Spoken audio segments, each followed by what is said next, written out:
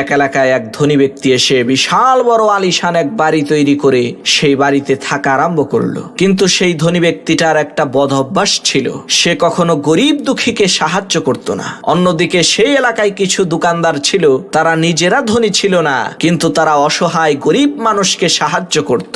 যেমন এক কসাই ছিল, সে গরিব অসহায় লোককে ফ্রিতে গোশত দিত। এক মুদির দোকানদার ছিল, সে প্রত্যেক মাসে কিছু অসহায় লোকের বাড়িতে চাল ডাল তরু তরকারি দিয়ে আসতো।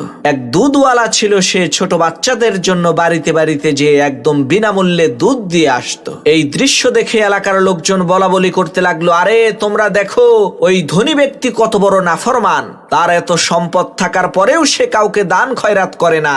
আর এই দোকানদাররা সারাদিন ঘাম ঝরানো এত পরিশ্রম করার পরেও অসহায় গরিব মানুষকে কত সাহায্য করে, এরাই তো প্রকৃত ধনী। এইভাবে কিছুদিন চলার পর এলাকার সমস্ত লোকজন ওই ধনী ব্যক্তির সাথে তারা তাদের সম্পর্ক ছিন্ন করলো। যখন সেই ধনী ব্যক্তিটি মারা গেল, তখন সেই এলাকার কেউ তার জানাজায় শরীক হলো না। পরের দিন যখন এক গরিব লোক কসাইয়ের দোকানে গোশত চাইলো, তখন কসাই বিনামূল্যে গোশত দিতে অস্বীকৃতি জানালো। দুধওয়ালাও তার দুধ ফ্রিতে দেওয়া বন্ধ করে দিল।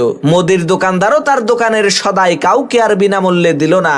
লোকেরা যখন তাদেরকে জিজ্ঞেস করলো, কি ব্যাপার, এখন আর তোমরা ফ্রিতে কোনো কিছু দিতে চাও না কেন? তখন সব দোকানদাররা বলতে লাগলো, এখন আর আপনাদেরকে আমরা ফ্রিতে কিছুই দিতে পারবো না, কারণ যেই লোকটা আপনাদের সদাইয়ের মূল্য পরিশোধ করত, সেই লোকটা গতকালকে মারা গেছে। তখন এলাকার লোকজন আফসোস করে বলতে লাগলো, আহারে, ধনী লোকটা কতই না ভালো ছিল, কিন্তু এই কথাটা তোমরা আমাদেরকে আগে বলো নাই কেন?